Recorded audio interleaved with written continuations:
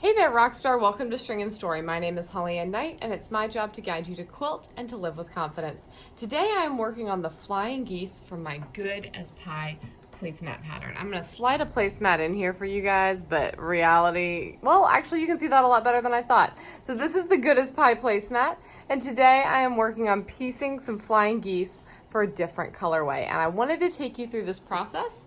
This is a wonderful unit to practice paper piecing on if you're brand new to paper piecing, but I still just want to give you some basic guidelines, all right? The first thing is that you need a cutting mat, a rotary cutter. I highly recommend this add a quarter ruler. This little lip, you'll see how handy it comes in for trimming up our pieces.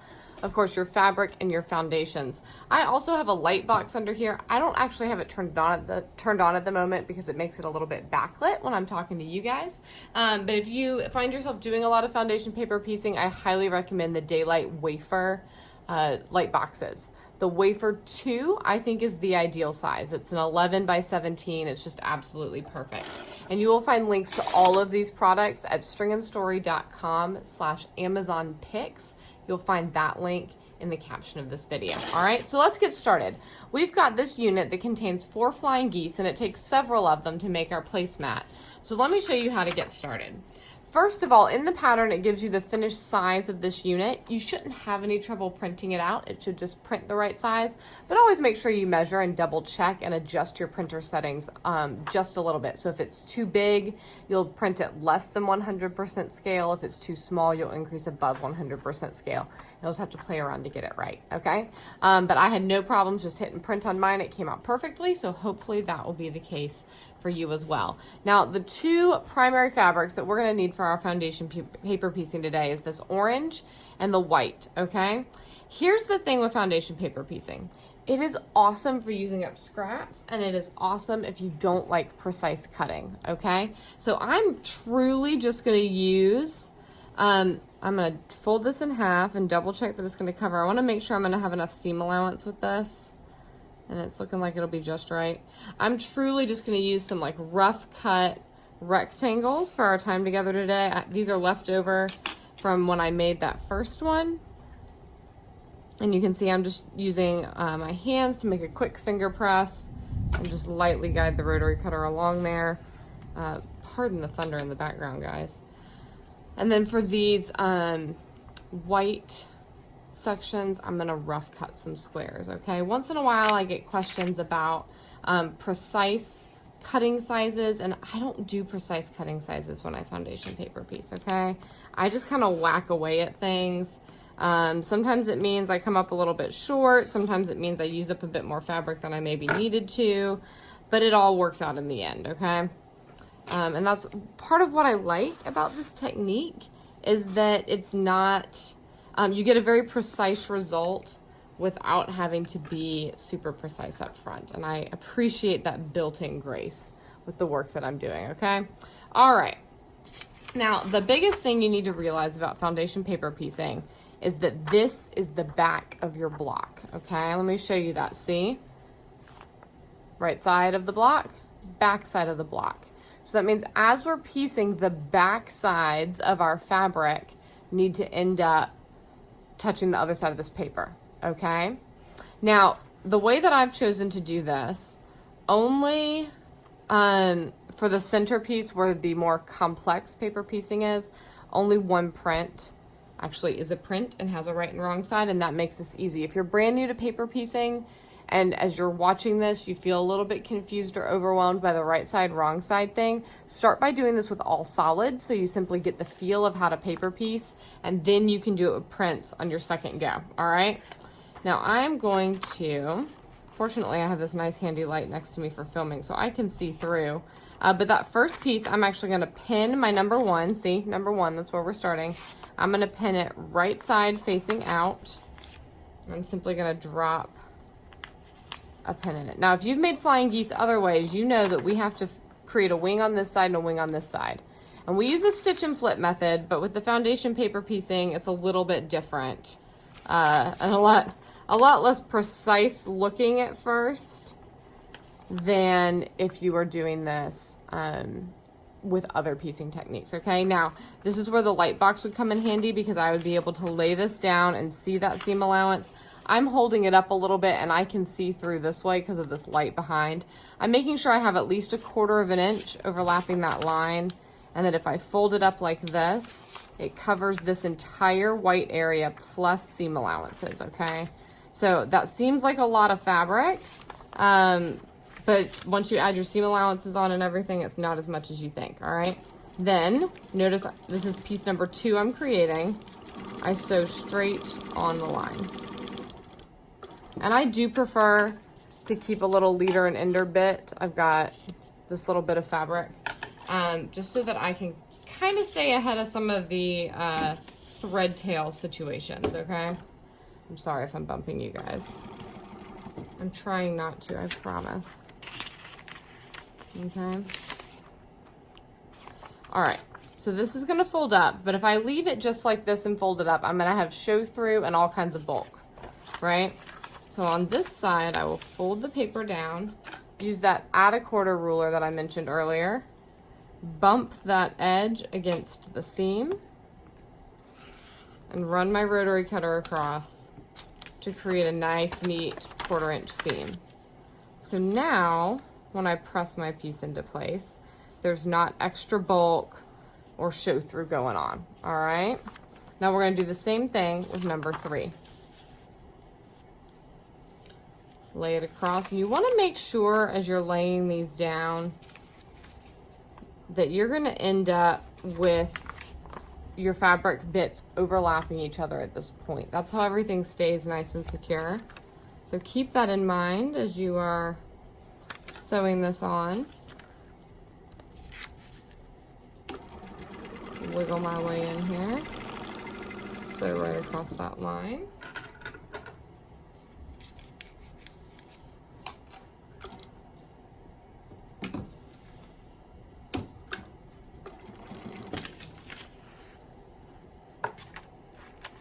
There's lots of little snippy bits when we're working with foundation paper piecing, okay?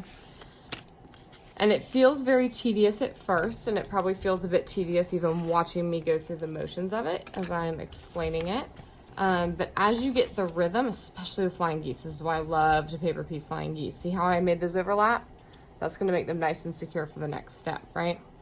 That especially as you hit your rhythm, you'll go into a groove and it won't be so crazy. Now, this has a wrong side and a right side. I'm gonna put my right sides together, just like with traditional piecing, right?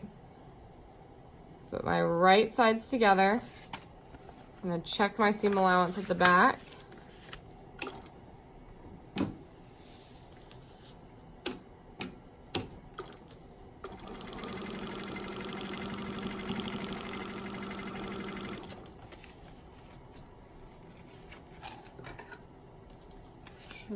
Remember, we're stitching right on that line of our paper. And then we create the 1/4 inch seam after the fact. So it's a little bit different. I'm like all tangled up here, guys. It's a little bit different than with our regular piecing, okay? And again, fold down. Notice I removed that pin once this piece was all safe and secure, okay? This is the first kind of generous bit we have to trim off. You can feel the bumpiness of that seam. And fold it up into place. You just see how crisp and nice everything's ending up. So lovely. And you keep on like this, all the way to the top, okay? It doesn't change. You check seam allowances.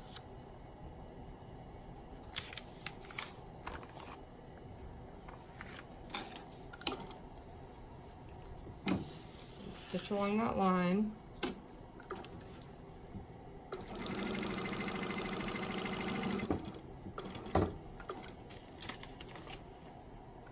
I think I'm just gonna raise my presser foot this time, guys. I think it's proving to be more fiddling than it's worth because I don't want to keep bumping you. Trim. Now here, I'm just making sure everything is in place, nothing kind of folded up and got caught. There's nothing worse than you sew your piece on, you trim your seam allowance, and then you realize that it folded up on itself and you just cut your piece in half, right? And up we go.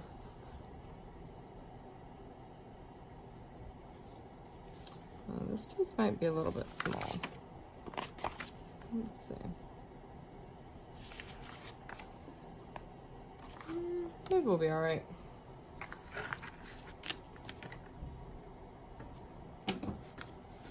Slide it in, stitch on the line.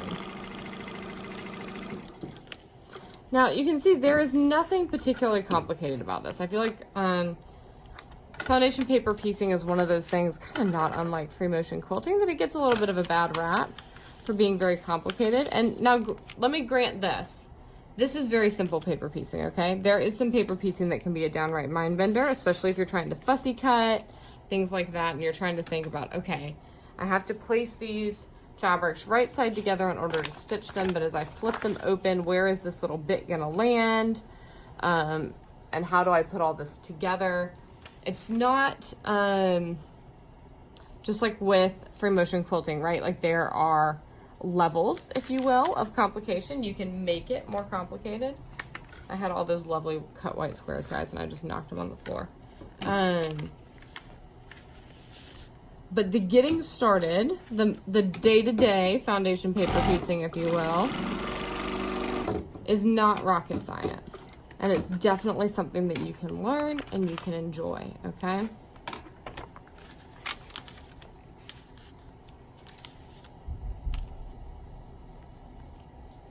I'm going to keep going with this because I want to make sure that you guys get to see how it trims up at the end. And for those of you that are brand new to this, hopefully this repetition is allowing you to just see the rhythm that comes, especially with a block like Flying Geese. This is one of my very favorite blocks to foundation paper piece. Now, I just need some more white fabric, so excuse me a moment. I'm simply gonna, well, actually, I am gonna have to use the mat because I don't have scissors handy, and I thought I did. Ha. Be careful if you're rotary cutting without a ruler. We do not want injured fingers, please, okay?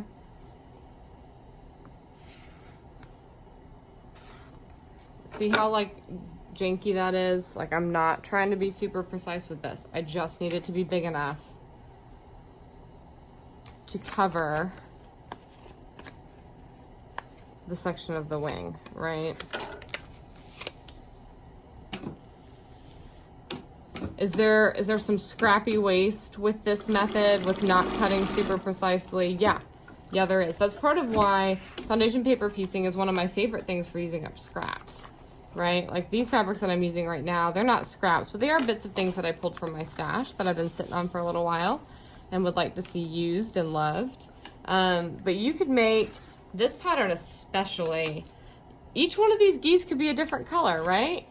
You could have, you know, a little bit of white fabric laying around and a whole bunch of little bits of things to make the geese bodies and make these varied and fascinating and use up a whole bunch of funky scraps all at one time, okay?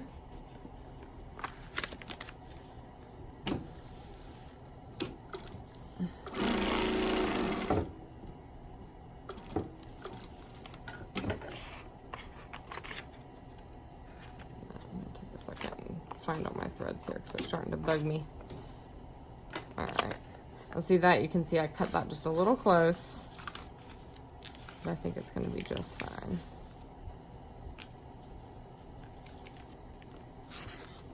Trim. And usually, I didn't grab one today, but usually I will keep a little jar or something nearby that I can tuck those scraps into, or I'll have my trash can right off the edge of my table and just sweep them right on into my trash can, so that they're not too in the way.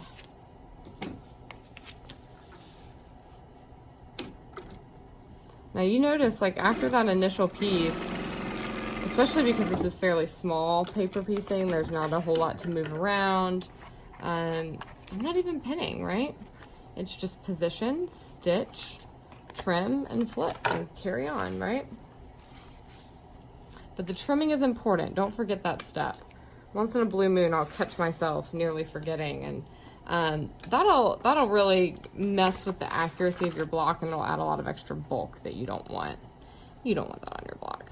Look at that. Look at those points. I just love it.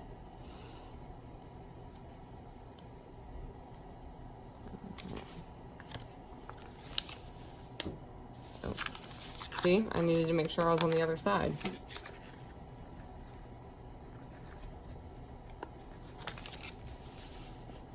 I nearly tried to sew that on not on the line, which would have been problematic at best. And you know, guys, I've done a fair amount of paper piecing at this point. Let me just go ahead and let you know, I still will get those prints backwards and flip it open and go, oh shoot, I put that the wrong way. Especially if I'm fussy cutting and I've been positioning things on the mat or whatever, right? So do know, there's human error with this, like there is with any quilting.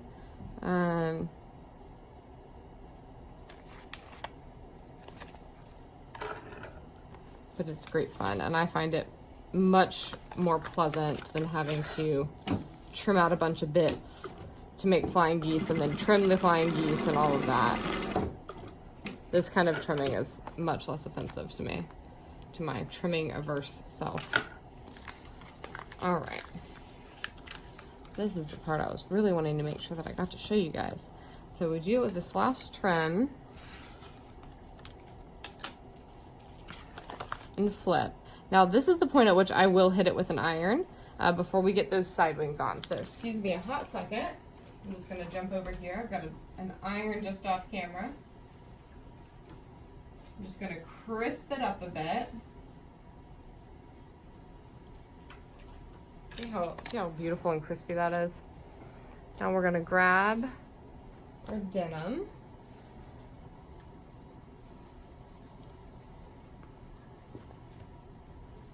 And slice off some bits, okay? Again, this is not something that I get super particular about, but I'm gonna show you what I do. Now, it just so happens that this bit of denim is like the perfect height for this block, okay? So what I do is I kind of line it up and make sure that I've got plenty of seam allowance, and then I add a generous bit extra and slice, okay? And I happen to know from making the last one that if I finger crease right along here and then cut, then this is two pieces that are like the exact length that I need, all right?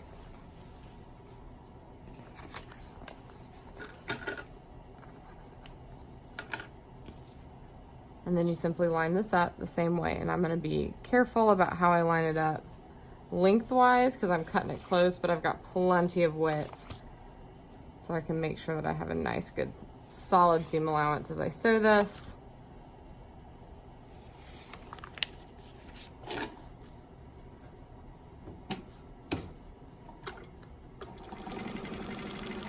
And zip down one side.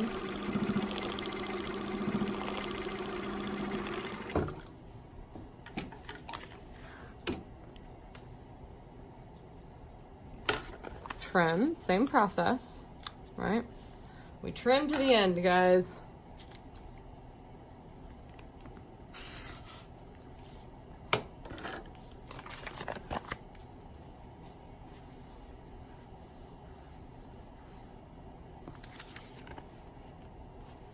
Cutting that mighty fine.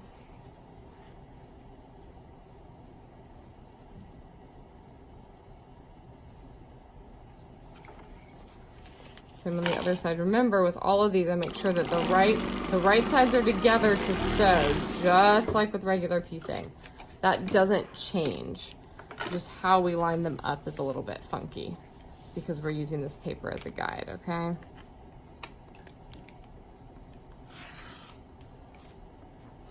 And then once again here, I'm gonna hit it with an iron before we do the final trim, okay?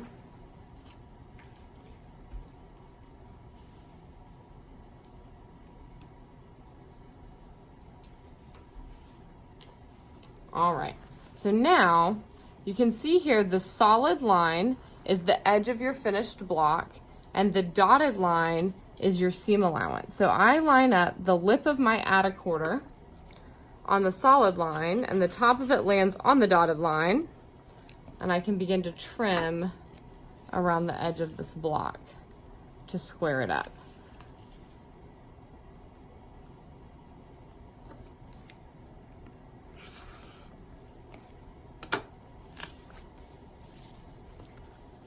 Do make sure you shorten your stitch length when you are foundation paper piecing, and I recommend starting with a nice fresh needle because sewing through all this paper will dull a needle pretty quickly.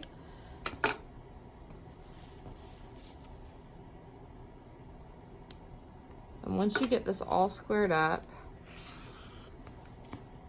ta-da! Well, it's covered in lint. Hang on. There we go. Ta-da! You have a gorgeous flying goose block.